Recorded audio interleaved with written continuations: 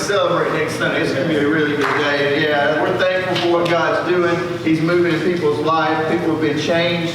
So we want to get ready for that. So grateful to be here again today and to get to do this. And this message is something that's pretty dear to my heart. And I name it the motion of demotion. And that means that there is, anytime there's motion, there's energy exerted. And there's energy exerted to be less, so that others might be more. It's funny, that's the way the kingdom of God works. It's when we become less, He becomes more. And it's an upside-down kingdom. You would think that Jesus came to be this reigning king and to put everybody under His authority and to stand above Him, and everybody should worship Him, and amen to that. But He came to be, and He came as a servant. And He said, the greatest among you is the servant. And then He lived it out. And so there was a motion of demotion. In other words, He chose to be less so that others could be lifted up. See, you can't get over people and pull them up. You have to get under them and push them up. Amen. You can't. You can't stand over them. You can't lord over them. Cast your shadow on them and expect to impact them. The only way you're going to impact them is to get below them. And when you get below them, you begin to lift them up. And you know what happens when you get below people is you get dirty. You get in the mud. And so if you're not willing to get dirty in people's life and to get caught up in their mess, then you're not willing to get caught up in the miracle. You don't have any say in somebody's life if you're not willing to bear some of their burden. That's right. It says love is this, it's a willingness to hurt. It's a willingness to hurt, it's a choosing. I'm going to choose to hurt. Jamie, I love you and Brooke, so if you were going through something, you know what I'd do? I'd lay down and die with you. That's all I can do for you. That'd be the best thing I can give you is just to say, here I am, man, I'll just do whatever you need me to do. And we'll just lay down, and we'll just hurt together. Sometimes that's all you can do. There's some things that are so far out of our control. There's diagnosis and things like that happen, and people get them and they say, I just don't know what I'm going to do. And I look at them and I say, I don't either. We're just going to pray. And we're going to lay here together. Sometimes people lose people, and it happens real unexpectedly, and you're just there, and there's a void in their life, and there's a void in your life where that person was, and you're just sitting there looking at each other like, I don't even know what to do. And you know what we do? We just lay there, and we die together. Amen. Because we meet the motion of demotion. In other words, I am choosing to be moved to a place of less so that hopefully I can bring somebody back to a place of more. There's the thing that is called the ministry of presence. In other words, when you can't do anything else, you show up. And sometimes it just looks like this.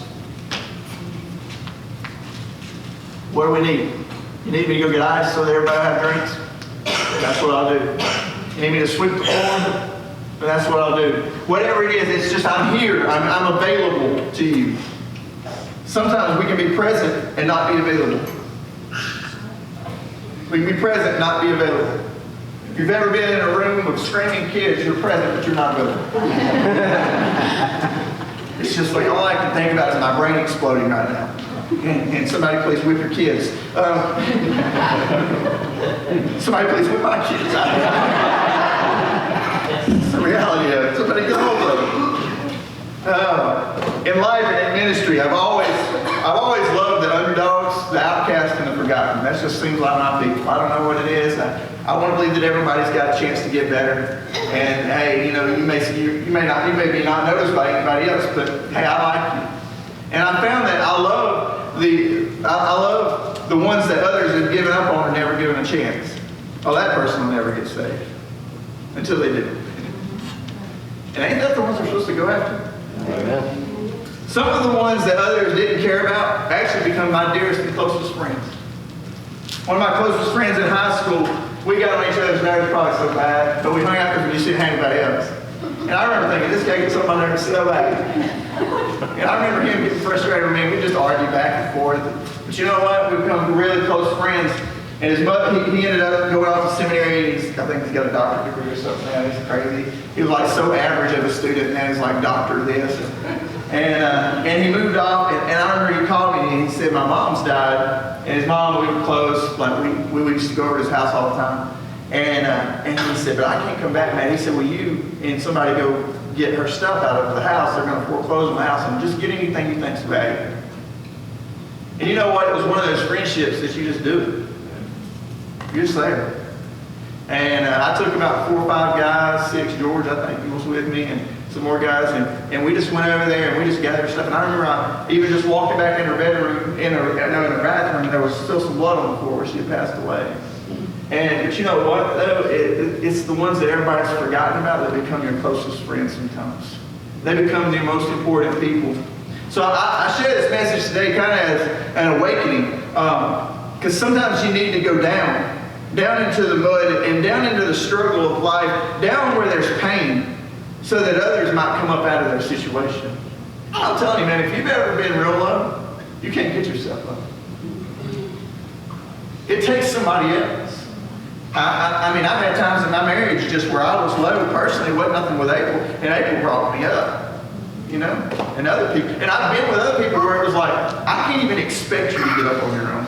All I can do is try to get down here where you're at and just love you where you are. And you know what? You're still caught up in sin. You're still caught up in addiction. You're still caught up in the problems of your life. You're still not doing, your marriage is not going well. But you know what? If I leave you now, what kind of person am I?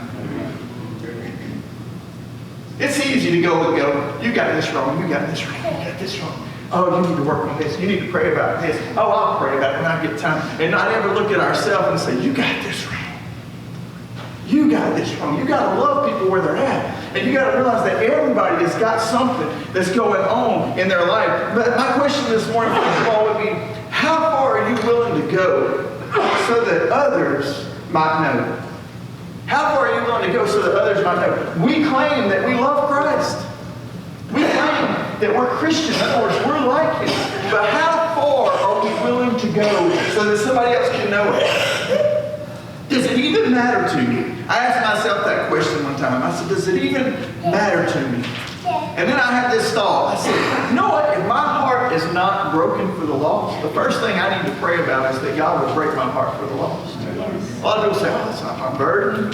Oh, it's not a problem. You know what? As long as you think like that, you never reach anybody. Because you got to love people in order to be able to change people. You got to be right where they're at. You got to love them right where they're at. You got to care for them right where they're at. You got to go down so that others might come up. So this first verse here, Matthew 25:40, it says, the king will cry, truly I tell you, whatever you did for one of the least of these brothers and sisters of mine, you did it for me. And I look at that verse and I think, oh, think about all the good things that I've been there for people, and I've done for people, and I care for people. And I'm like, oh yeah, so I've done these good things for the Lord. But yet on the other side of that is we ignore people. We gossip about people. We try to relate to people who are just like us, and that's the only people we want to really talk to. Have you ever noticed that? We'll group with people who are like us, and people who are not like us make us uncomfortable. And so I guess God's just given us a pass not to reach them. But yet that's the people that we run into. And we want to be like them, and we wonder why we never see the lost saved or lives changed. Why is this guy so crazy? Why is this person so foreign? Why are these things so different than what I'm used to? What do you ever really love them? We would rather be socially accepted than spiritually transformed. We would rather be socially accepted than spiritually transformed. Because that's what I'm saying. It's the prayers. It's like, Lord, I don't feel like this, or I don't feel like that. You know what? Those emotions are just liars to you. It doesn't give you a pass not to do what God's telling you to do. And so if I don't feel led by people, if I don't feel led to go out and share the gospel, if I don't feel led to go love somebody who's unlovable, you know what? I need to be praying, number one, that God would reform me. Start with me. Because I've got an issue. And we want to act like we don't. Because we would rather be socially accepted than spiritually transformed. I would believe the inverse of Matthew 25:40 would be true. In other words, if you didn't do it unto these brothers of mine, if you didn't do it, then you didn't do it to me. See, that's called neglect. We just neglect everybody. I didn't do it to Jesus, you know. I mean, I didn't do it to them. Then I didn't do it to Jesus. If you walked past me, if you ignored me, if you chose not to talk to me because I'm different, all those things, I think we need to check off and we need to look. I mean, I understand sometimes we don't talk to people out of safety concerns. Okay? Walmart, ladies, is probably not a place you need to be by yourself at night. There's just a lot of stuff that hangs out there that's not good. I'm not asking you to put yourself in harm's way. But what I am saying is, when you're at the ball game and you notice somebody that's different from you, and you've been sitting by that person at 5 or 6 ball games and you've never talked to them, it might be time to do a soul check. Hey, what's your name? When you're in and out of the school and you're seeing the same people, but you never have ever introduced yourself to them, or you're in this church, or you're out of this church, and there's people that you don't know. How can you impact people that you have no relationship with? What is the example that Jesus lived out? Well, let's look at what he said in Matthew chapter 23. He said this. He said, the greatest among you will be your servant. The greatest. You say, you look and you say, I just can't reach that person. Or I can't reach those people. I can't relate to their situation. We're just too different. Let me tell you what that's like, okay? I did elevation ministry about 7 years, 3 of that we were in Aniston High School. But I remember driving down the road very distinctly and telling April that I felt like God was calling me to inner city Aniston. And let me tell you, I went one day at work. I knew a guy. He was a black guy that worked with me, and he grew up in West Aniston. And I went to him and I said, hey man, we don't really know one another. I said, but I'm a dumb white guy, and God's calling me in here to reach a majority of black community, and I had exactly no idea how to do it. And this is just me being real with you. And I'm telling you, man, he had this little corner closet. He was in IT, and we closed the door, and the Holy Spirit came. And it just flooded the room. And neither one of us knew what to do. It was kind of like, what is happening? And you know what it is? It's saying, it's not making an excuse. Because Jesus said, what? The greatest among you will be a servant. So what am I going to do? I wasn't qualified. I wasn't qualified to go into an area that had a high crime rate, a high poverty rate. I didn't know anything about that. I grew up in Ohatchee. Okay? There's not a lot of diversity there. So when it comes down to it, to this, if you want to reach them, look at this first. Have you served them? Have you served them? We want to reach them from here. Let me give you some wisdom, and you just need it because I'm so great. When the reality is, we reach them from here. We reach them from here. How can I help you? How can I serve you? How can I walk with you? See, I'm not qualified, but would you serve them to save them? Or is your pride too big? We've already seen a verse that said, I must decrease so that he must increase. We've already seen this kind of feeling. The greatest is the servant. And then we say, well, how will I serve them? Well, look here, Matthew 5:40. If someone wants to sue you and take your tunic, let him have your cloak as well. How many of you would fight till it ripped in half? And if someone forces you to go 1 mile, why don't you go with them 2? And if you give to one who asks you, and do not turn away from the one who wants to borrow from you. And some of us are going, but Dave Ramsey told me. I'm saying give generously. Give. And don't worry about it. In this life that we have, we can give out of this hand and expect this one not to go empty. You know what? Because whatever I've got in this hand, God gave me in this one before I had it. And you know what? I haven't been going broke by giving charity. I've never seen anyone go broke by being charitable. Have you ever changed your schedule? Have you ever pulled out your checkbook? You know, I think about what's the soul worth to us? What's the soul worth to us? And then I think about Jesus' example, and I thought, well, you know what? What's the soul worth to us? Well, heaven went bankrupt for us. It's the motion of demotion. And there's something to the moment that you decide you will serve them to save them. Will you go down so that others can be pushed up? Will you lay in the mud of the valley so that others can experience the view from the mountain? Because Jesus did. And he left heaven and he came to earth so you can leave earth and go to heaven. And so it's like, how dirty am I willing to get? Because let me tell you, there's some people, you're going to have to get real dirty. And you're going to have to be real patient. And you're going to have to walk with them through the process. And you're going to take on pain that ain't yours. But you know what you're going to do? You're going to leave there with somebody that's completely transformed. Because they're actually going to believe, you know what? They care about you. If we say we're Christians, and yet we don't love people in the mud, who are we?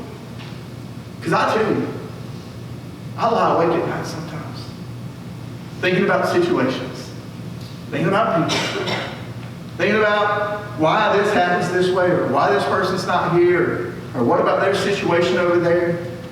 And you know what? Before I was the pastor, maybe I felt like it was my burden. It's my burden now. Yes. It's my burden now.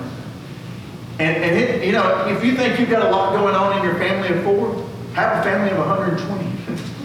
Have a family of 130. And it literally matters to you when they hurt just as much as it does as your family of 4. When it breaks your heart, when you don't understand why they got to go through what they got to go through. There it is. He must increase, and I must decrease. That's the only way I'm going to do it. Like I said, I remember God calling my heart to elevation and reaching out to the city of Anniston. And I just remember all of a sudden feeling the call just to go and start serving people. And here I am. I've been a firefighter in Anniston, and at the time I had seen the worst parts of Anniston. I had seen some of the worst people of Anniston, like some of these guys here who serve the city. We have several policemen here that give their life to that. And I remember just putting the city down. Oh, this is the worst place. Oh, these are the worst people. Oh, why would I ever want to be here? We can't help them. And then I remember God saying, well, who is? Who is? Because I care about them. And as much as I care about you, I care about them. And I'm like, yeah, God, but they hate us. He was like, yeah, okay. But who's going to do it? And I didn't know about what was going on, but I couldn't talk about it without crying. It was just so heavy on me at the time, and I just could not, and some of you knew me at the time, and I just couldn't talk about it with crying. See, God will move in your heart when you begin to see everyone as His loved children. The one that's weird and he's running, there used to be a guy in Anniston, you know, and he'd run down the road and he didn't have shoes on and he had a 2x4, and I thought, man, I'd be afraid to talk to this guy. But you know what? God loves him like He loves me. And God created him in his mother's womb just like He created me in mine. And God knows his name. And God knows the things that's tormenting. And God knows why he's in the shape he's in. And God cares. Shouldn't I?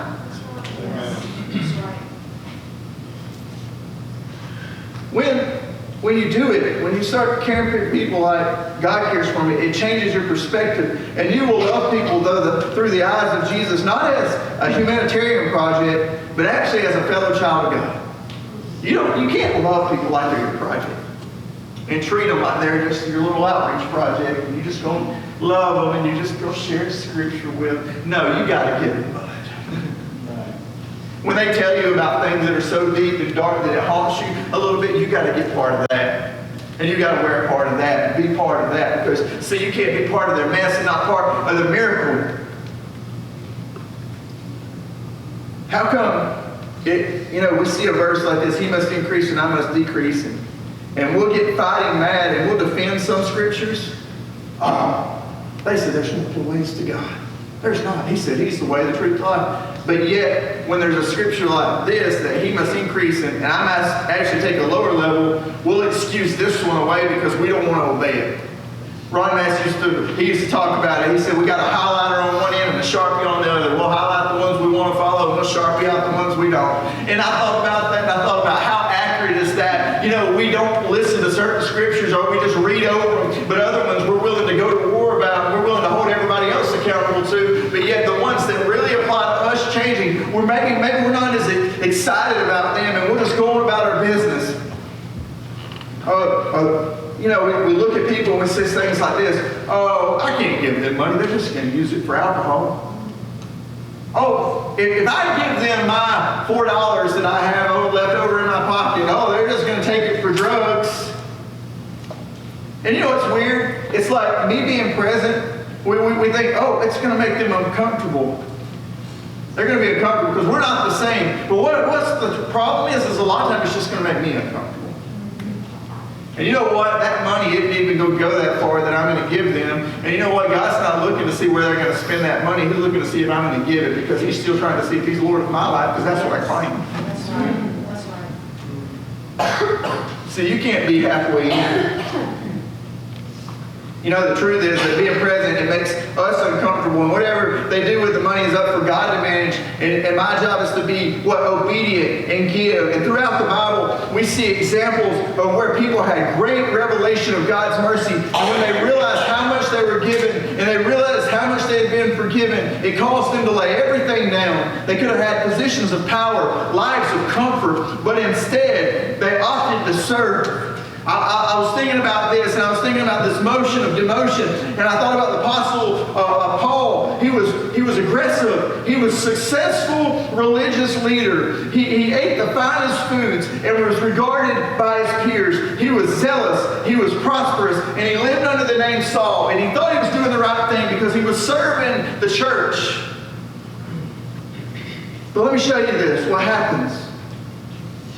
This is who Saul is before he becomes Paul. It says, when the members of the Sanhedrin heard this, they were furious and gnashed their teeth at him. This is talking about Stephen. But Stephen, full of the Holy Spirit, looked up to heaven, and he saw the glory of God and Jesus standing at the right hand of God. And he said, look, I see heaven open and the Son of Man standing at the right hand of God. And at this, they covered their ears, and yelling at the top of their voices, they all rushed him, and they dragged him out of the city and began to stone him. Meanwhile, the witnesses laid their coats at the feet of a young man named Saul.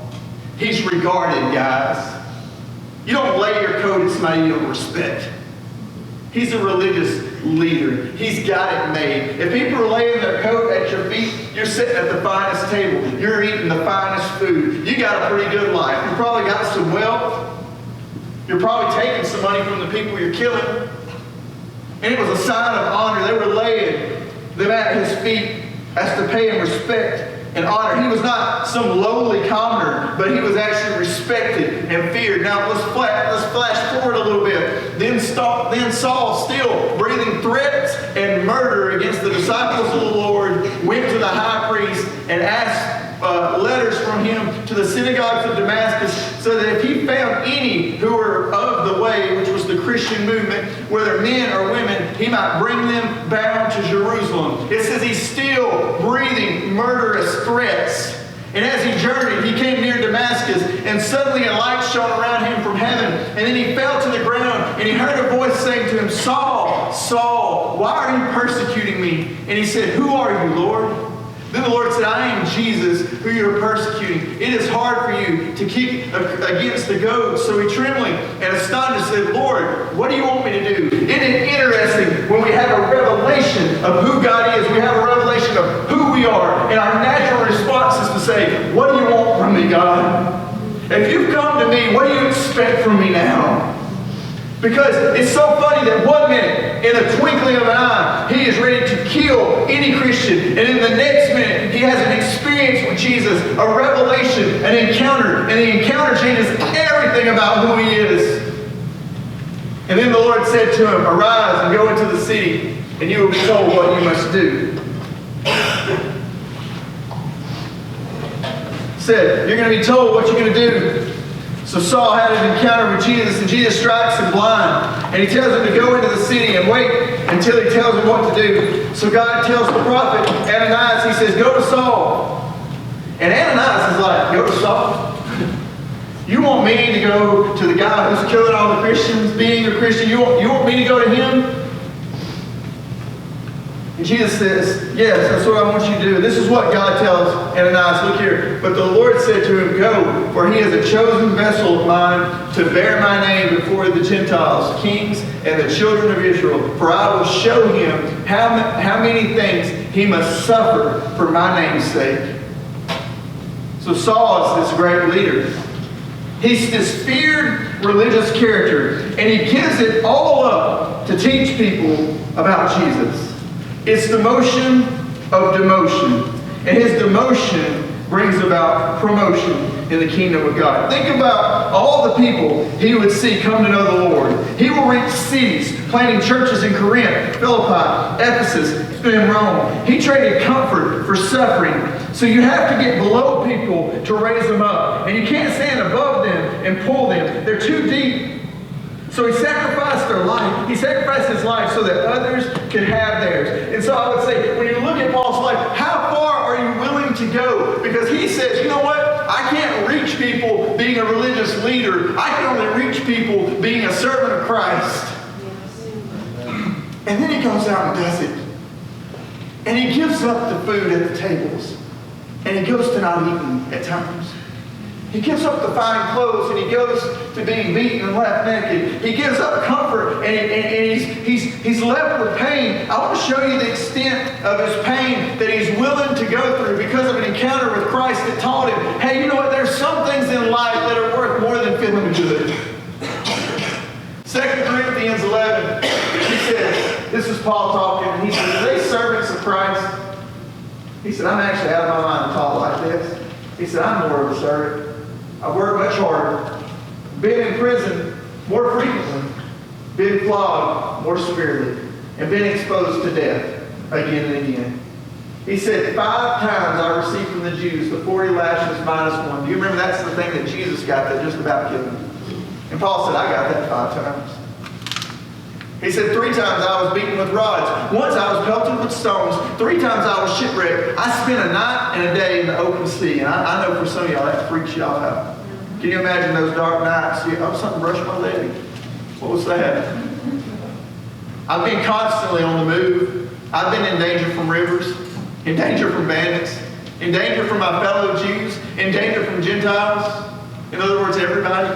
In danger in the city, in danger in the country, in danger at sea, and in danger from false believers. I've labored and toiled and have often gone without sleep. I've known hunger and thirst and have often gone without food. I've been cold and naked. Beside everything else, I face the daily pressure of my concern for all of the churches. And we say, oh, God wants you to be happy. He wants you to be comfortable. He wants you to just have it all. And it's God's will for you to drive Cadillacs and to wear nice clothes and to wear nice suits. And I'm saying it isn't for Paul. He becomes less so that others can become more. And he has the most influential ministry probably in the Bible. And he did it through pain. Who is weak and I do not feel weak? Who is led to sin and I do not inwardly burn? If I must boast, I'm going to boast. I will boast of the things that show my weakness. He takes a demotion in the eyes of man. He becomes a servant. He's not appreciated by the crowds. The very ones he's trying to convert are trying to kill him. But something in his heart changed on the Damascus road. Now everywhere he goes, every eye he looks into, you know what he sees? He sees himself. He goes to this city over here and they're just lost as everything. And they don't know Jesus. And he looks at it and he's like, you know what? I see me. I was lost. I didn't know anything. I thought I knew religion, and God showed me relationship. He looks in their face, and there he's caught up in them because he sees himself. And there's just something that's stirring in his heart. He's a sinner saved by the grace of Jesus, a grace that he wasn't looking for, but looked for him and found him on a dusty road, a grace he could not keep to himself, a grace that he must carry to others. And the only way he could do it was become less so that others might be more. Look at this verse. 1 Peter 4:10, each of you should use whatever gift you have received to serve others as faithful stewards of God's grace in its various forms. It doesn't say to lead others. It doesn't say to instruct others. It doesn't say to have power over others. It says to serve. We're not in a good place when the only time we can serve is if we're in charge. You know what I'm saying? Oh, I'll serve as long as I get to write out how it's going to be. I'll do this and I'll do this, but I'm not willing to do this. No, it says you got to use your gift to serve others. We were not meant to lord ourselves over people. We were not meant to promote ourselves to permission so that others might fall at our feet. We were meant to love people where they're at, befriend them, and then not abandon them when it gets tough. I've had some friendships with some people. It's rough to be their friend because they kept going back and doing dumb things. If you've ever worked with teenagers, that's a lot of that. you love them, and then they go out and they get high. You love them, and then they go out and they run away from home. And you love them, and then they're in relationships that are bad for them. And you got to decide whether you're going to still love them in the midst of their problem. But you're their only lifeline. You love them, and literally before they come to church, they're doing drugs, and you love them, and you're their only lifeline. And you got to decide whether you're going to be super religious and hold it over them, or whether you're just going to dig down in the mud, and when it gets bad, pray for them and hold on to them. We're so quick to pick and choose who we speak with or associate with based off social standards and personal comforts. But didn't God ask us to reach them all? And doesn't He require that we love them all? We're rounding out, guys, I promise. I'm not going to keep going there. Aren't you glad that Jesus didn't pick and choose who He would love? We forget it. It's so free that we forget it. It's like clean water. It's always there for us, so we don't ever worry about it. But in foreign countries, they don't have it. And so when they see it, it's like gold. And we are so consumed with the love of Jesus, and it's been poured on us so freely that we forget that it's there. Jesus stepped literally out of heaven to come to earth. It was a demotion. In heaven, He was a king. On earth, He was a sacrifice. We want the praise, we want the recognition, we want the greatness. But Jesus is our example for saying all of these things, all the way to the cross, so that you and I could live. We deserve death, and He died to bring us life. He went down in the grave so we could come out of it for our sin. He went to a cross, and then down to a grave that was meant for us. And He laid down in death so that we could rise up in life. He was the greatest servant. He said, the greatest among you will be a servant, and then He showed us how to be the greatest servant. Yes. Let me show you one of the things that I picked up on. Maybe you have too. John chapter 13. The evening meal was in progress, and the devil had already prompted Judas, the son of Simon Iscariot, to betray Jesus. And Jesus knew that the Father had put all things under His power, and that He had come from God and was returning to God. So He got up from the meal, He took off His outer clothing, and He wrapped a towel around His waist. And after that, He poured water into a basin, and He began to wash His disciples' feet, drying them with a towel that was wrapped around Him. And He came to Simon Peter, who said to Him, Lord, are you going to wash my feet? And Jesus replied, you do not realize now what I'm doing, but later you will understand. And Peter said, no, you're not going to wash my feet. And Jesus answered, unless I wash you, you have no part with me. And then the Lord said, Simon Peter, not just my feet then, but my hands and my head as well. And Jesus answered, those who have had their bath need only to wash their feet. Their whole body is clean. And you are clean. They're not every one of them, but He's talking about. He's talking about Judas. And He said, for He knew who was going to betray Him. And that's why He said, everyone is not clean. And when He had finished washing their feet, He put on the clothes and He returned to His place. And He said, do you understand what I've done for you? He asked them. You call me teacher and Lord, and rightly so, for that is what I am now, that I, your Lord and teacher, have washed your feet. You also should wash one another's feet. In other words, I've set an example that you should do as I have done for you. So this here is telling us exactly how we're supposed to act to one another. It's telling us that we got to get down in the dirt. Jesus said, I'm going to wash the part of you that's dirty. And the one who shouldn't get all the praise is laying down. And he's giving it all up right there. And He's washing their feet. See, you'd think, here Jesus is about to go on the path of the cross. This will be one of the last moments that the disciples have with Him. And you would think this would be the moment where He would just enjoy their company. and their love. But no, what does he do? He chooses to serve. Why? Because he wants to paint an example of how things must continue after he's gone. Boy, there's one more thing. I want you to look at this scripture closely. If you have your Bible open, I want you to look at it. But there's something that glaringly stands out. If we look closely, it says, he knew Judas would betray him, yet he still washed his feet. He's turning me over to die. Some of us, we get mad about what people say. And we cut them out of our life completely. And they need us the most. We get mad about, oh, I think they're talking behind my back. Oh, I think they don't like me. And here Jesus knows that Judas doesn't like him. He knows that Judas is going to betray him. And he gets down and he washes his feet. Makes you wonder what you can do if you wash the feet of people's feet. Makes you wonder, doesn't it? It says he knew it. He knew Judas had turned him over to die, yet he did not leave him out. He humbled himself before the one who had given him up to die. And he knew that Judas had done it, and yet it did not affect what he did to Judas. Isn't it funny that Jesus did what he was going to do no matter what anybody else was going to do?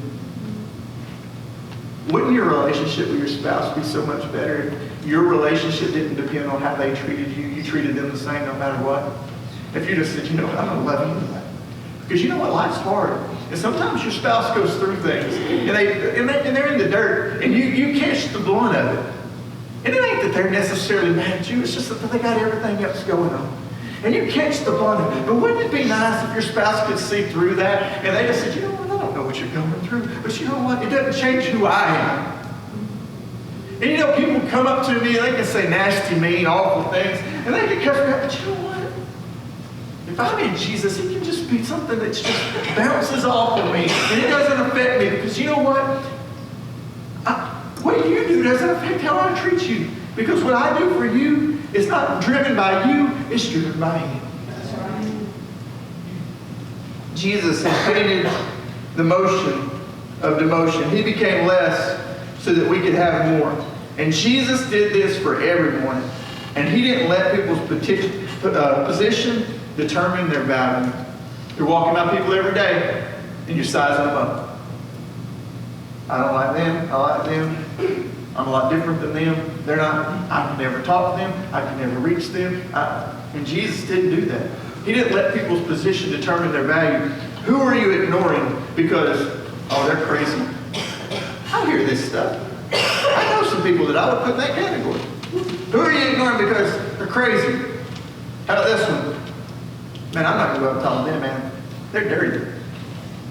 Every time I get in there, I know they're there before they get here. You know these people. You've probably got people in your mind right now that their odor comes before their presence. And how about this? That person's just really different than I am. Man, we got people in here who's come from all kind of backgrounds. That's what I love about this church. It's an uncommon church for common people. There's just people from everywhere. We just everybody's doing something different. You know, how about this one? You know, they're annoying. You know, if I face that, annoyed, I wouldn't be friends with either one of my kids. Elijah likes to tell the longest stories at the latest times. It's like it's bedtime. He wants to tell me about something that happened with him and Brad or something that he was talking about. He wants to tell me some crazy story, and it's long. How about this one? They're loud. That person is just loud. Or they're weird. They're weird. Well, who gets to determine that? You know what? So I look at it like this and I say, well, if Jesus didn't ignore Judas, then we got to become less so that He can become more. And I got to be thinking about it. And I got to be active. And I've got to walk in places that other people aren't walking to reach people other aren't reaching, because we've got 1 million churches and yet there's all these people that aren't being reached. Isn't that funny? There's a trailer park right up the road here. And I guarantee you, if we went up there today and we walked through it, we would see all kinds of people that are at church. And there's houses. Good grief. These houses in front of the church. They don't go here. The house is next to the church. They don't go here. They don't go anywhere. I see them out there a lot of days. And I'm not on them. I'm just saying there's people everywhere and somebody's got to reach preaching, why ain't it going to be us? Why can't we be that church that's just, hey, you know what? I'm going to get down in the mud and the muck, and if I only reach 3 people in my life, you know what? It's going to be 3 people that are going to heaven that would not have gone. I ain't got to reach thousands. But I tell you, it'll matter to the 1 or the 2. I've told the story before. It's like the boy walking on the seashore. And he's walking down there. And he's picking up starfish. And he's throwing them in the water. There's millions of them. You know, he's just walking down. And he's throwing. And this guy walks up. He says, "What are you doing?" He says, "I'm throwing the starfish back into the water." And he says, "Why are you doing that? There's hundreds." He said, "I just pick them up and I just throw them to save them." And he says, "Yeah, but you'll never impact them all. You'll never be able to get them all." He said, "It's not going to matter. It has no value." He said, "It matters to that one." It does. We can give our life to reach 1 or 2. And you know what? There's going to be crowns for that. And I'll tell you, when you get to heaven one day, you're not going to have anything else because you can't take anything from here. So the only thing that you're going to have in heaven to lay down at Jesus' feet are the crowns that you earned. And you know, you say, "Oh, well, I can't wait till I see all the crowns that I've earned." You know what? It ain't even about that to me. It's just that I'll actually have something to give back to Him. It's heaven's currency earned here. Worship team, will you come this morning?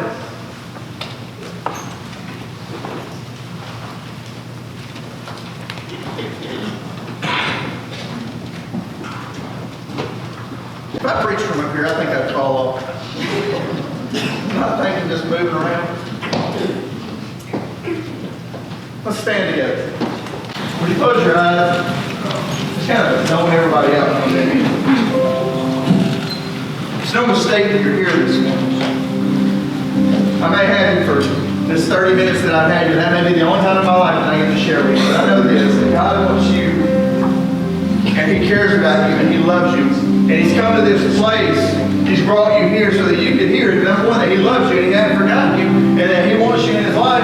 And so He brought you here this morning. And He wants you to meet Him and to know Him and to love Him because He's all that matters. And then on the other side of that, those of us who've known Him, that love Him, has experienced the grace of Jesus far more than what we ever deserved. They used to be in things that we're not in anymore, and God has set us free. You know what?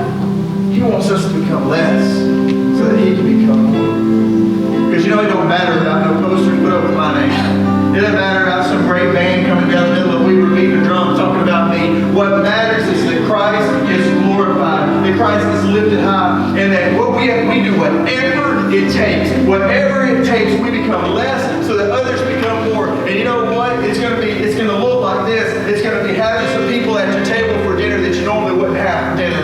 It's going to be having some people that you hang out with outside of here that are not like you, that you're going to have to do some different things with because maybe they don't operate the same way you do. That you can't. There's some people that, you know what? If people see you in public, they may even talk about you because you're with some people. But do you care more about what Christ is loving those people through you?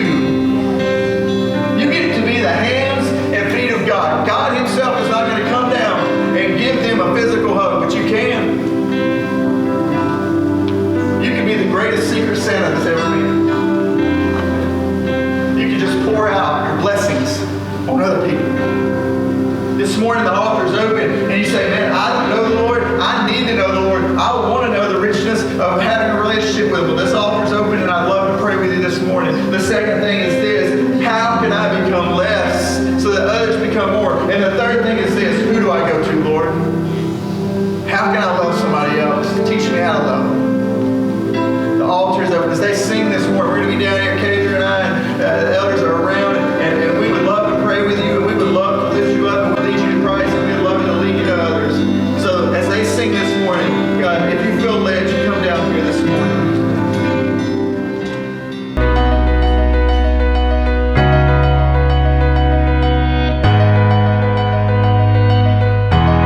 Hey guys, Jeremy here from Cornerstone Fellowship Weaver, part of the media team. We want to thank you for watching. We pray that something you heard today inspires you, encourages you, or most importantly, excites you about digging into God's Word. We're excited what God has planned for your life and for our church. We invite you to join us any Sunday, 10 a.m. for our services, or Wednesday nights at 6:30. God bless. We'll see you soon.